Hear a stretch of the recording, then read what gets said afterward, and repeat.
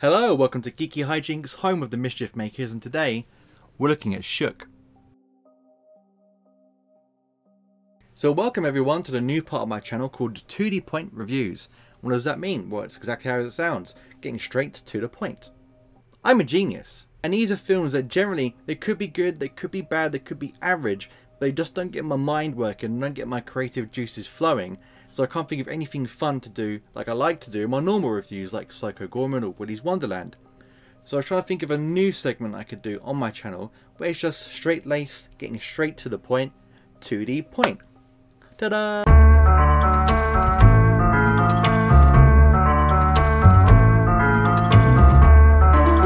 So Shook, what is it about?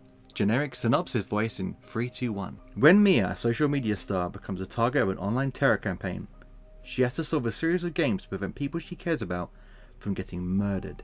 But is it real? Or is it just a game at her expense? Now that sounds like a good premise, right? It sounds like something familiar. It sounds like maybe like an Unfriended kind of film. Unfriended, Host, those were good. So was it anything like that? My god, no. So straight off the bat, I'm going to tell you, this is a spoiler review because this isn't worth not spoiling. It's not like a film like Infinity War or another film like, say, Sixth Sense with a great twist that I don't want to spoil for anyone. This is a film that I couldn't give a crap about, that I'm trying to save you and your valuable time from watching. Now I'm just going to run through the plot really quick so I can jump into what I liked, what I didn't like, and then be out of here because this film isn't worth my time talking about, but I want to save you guys. So the general premise is you got Mia, social media star, and she's living in this area of America I don't actually know, and there's a dog killer on the loose. So everyone's really worried because the dogs are just being like taken and killed. Not too dissimilar to England at the moment. Not the killed part, hopefully, but the kidnapped part, yeah. And anyway, Mia has this group of friends, and her friends like, come over to our house, we're having a party, we're having a party. And our friends are unbelievably annoying. I'm not lying to you. The first moments with these friends, instant hate will enter your life. But she's got to babysit her sister's dog, Chico, because her sister has got this illness that their mum had. So their mum had this illness, and I don't know what it is, but it's hereditary. Much better film, go and watch that instead. And it ended up taking their mother's life, and the sister's got the same thing. So she's flying out of town, and she needs to get all these like tests and treatments. So she's asked Mia, her sister, to look after Chico, her dog. And she's like, okay, cool. So she can't go to the friend's party, and the sister's acting. I'm gonna get onto the acting later. It's awful. But anyway, Mia looking after her dog. Friends like, come over to ours, and her friends have no like sensitivity or empathy at all to Mia or her life. They're just horrible people. So Mia's like, no, I need to babysit Chico, and then Chico goes missing. She's looking around the house, which seems like the whole runtime of the film. She's going from room to room, shaking this little dog bag of food. Chico's not around. She gets this call from her neighbor called Kellen, I think, and he's like, blatantly like meant to be the dude from Scream on the phone, like, hello Cindy. He's blatantly meant to be there, and she thinks he's a bit weird, and he says a few things that are very sus, and then she's like blah blah blah blah blah, and he's like, yeah, I'm the big bad of the film. I've kidnapped Chico, that's why you can't find him. She goes outside, and Chico's in like the doorway all of a sudden. He's been missing for ages, but he's magically in the doorway, and now Kellen's like, you have to choose. Do your friends die or Chico dies? So she chooses her friends to live. Chico gets dragged off and you hear a little yelp. He's dead. Or so you think. And then that's what happens for the film. She has to answer questions, or her friends die, or answers questions, or does things, or her friends will die. And it's about as suspenseful as watching a jacket potato bake in the oven. Then big twist! It was her friends pulling like a prank on Mia.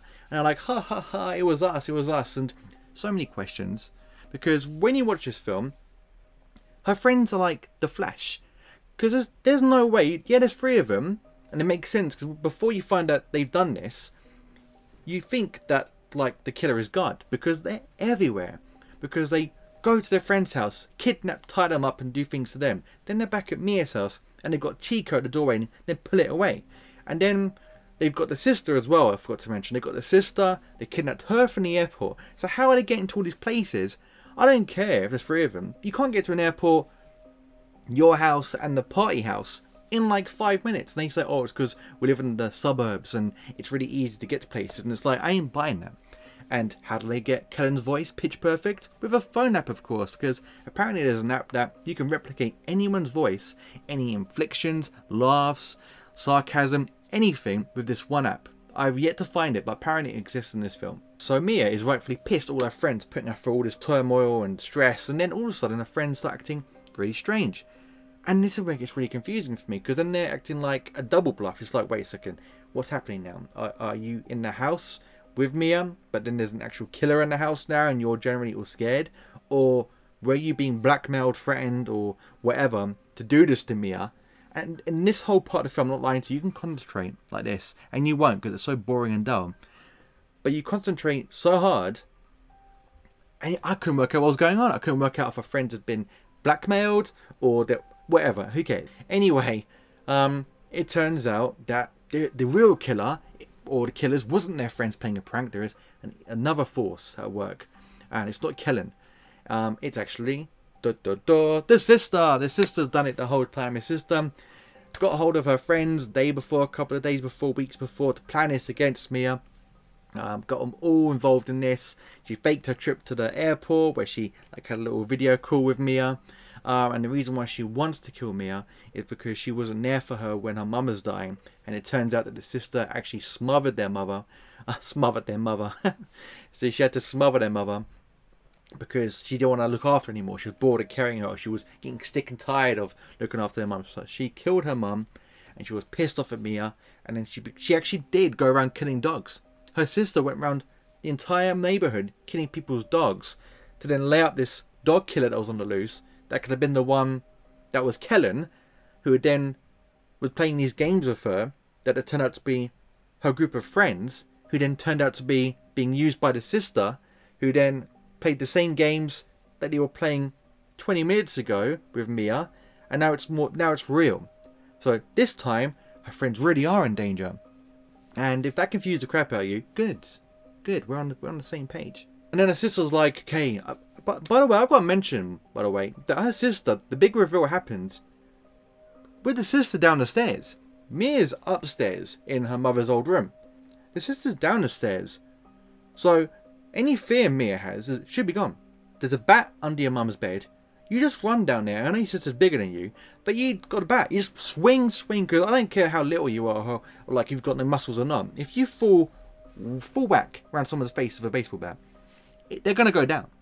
And Mia doesn't do this. Mia instead plays this game. One friend gets killed. Boom. Her boyfriend gets killed. Last friend, this is the dumbest part. Mia's a dumbass character anyway. But her sister's like, break your legs and I'll spare your friend in 1 minute. So there's a countdown, blah, blah, blah. And then Mia starts bashing her legs with this baseball bat instead of running down the stairs, whacking her sister. And then she starts bashing her legs, but she acts like she's being hit with a snowball. She's like, like you're snapping your ankles to pieces. You should be in agonizing pain. And then she jumps from the balcony because it ain't fast enough. It's like, why didn't you just do that in the first place? Breaks her legs, and she asks her sister, is my friend safe? She's like, no, I killed her. And it's like, if you weren't going to commit to the idea of breaking your legs, why did you do it? Because now you're in a worse off spot to take down your sister. Now you've got broken legs. But no, you'd think that. But Mia is superhuman because even though her legs are destroyed, she can put weight on them. She can tackle her sister. She can wrestle with her sister on the ground. She can get back up. No problem at all with her legs destroyed. It makes no sense. If I stub my toe, I'm out of work for like 10 months. Anyway, long story short, they wrestle. Mia has like one punch man's punch, punches her sister, knocks her out, kills her. I don't know, but you think you had a bat, yet your fist could do the job. You got your friends killed. You're an idiot, Mia. And then it film ends with Mia outside, laying on the driveway. And there's an Uber driver because Mia tried to call an Uber driver. There's loads of details I've missed out, but who cares? Like I've told you the main parts of the film. And then it ends with Mia, and then it shows like this camera that Mia set up because she was streaming her sister trying to murder her on Instagram or whatever it was. And that's such a dumb scene. I'm going to touch on that in a second. And then the film ends with that camera, and it's kind of like this. So that's the kitchen, and then the sister's like, and that's how it ends. And it's like, Mia, you're an idiot. Like, your sister was trying to murder you. She murdered your friends. She murdered Kellen, who came across the road to check things out, and you left her on the floor, and you didn't, like, I don't know, subdue her, tie her up, like, tie her up to the radiator, call the police, you just laid on the floor. Oh. So that's the general plot. I know these are 2Dpoint reviews, and I'm not going to go through the whole plot in one go, but to talk about what I didn't like and liked, I had to go through it. So what did I like about this film? Nothing at all, apart from 3 things. 1, the film ends. If you're watching this film, take it from me, there is an ending. There is a light at the end of the tunnel. The credits roll. Second thing I liked was not the film's intention at all. If you watch the film with subtitles on, promise me you will not be disappointed, because the subtitles are some of the best parts of the film. I'm going to give you one example. Normally when you watch a film with subtitles or captions and someone like yells, it normally says like shouts or roars or screams in agony, you get the general idea. This film is the only film I've ever seen in my life that had the words "ah" like someone screaming "ah" along the bottom of the TV. I've never seen a film do this. Now, I generally keep subtitles on films anyway, just because sometimes films, like, you're like, what? Especially Christopher Nolan films.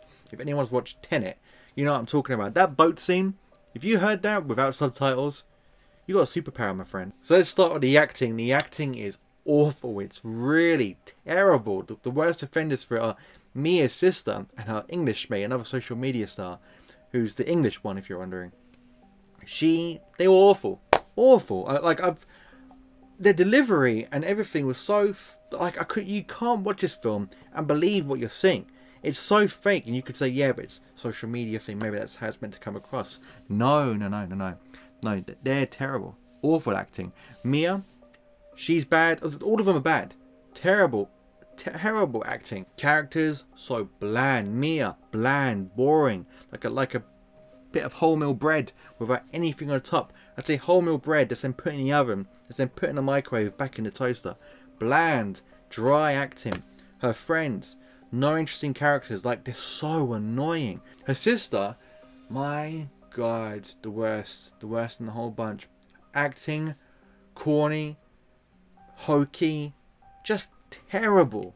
And when she turned into the villain, it got even worse. I mean, honestly, terrible. The editing, awful.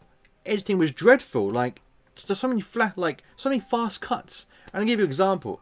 So I'm going to show my notebook in a second, and this is how it will be shown in this film. See, it's just like that. Like, that's how fast things happen in this film. You think, what was that?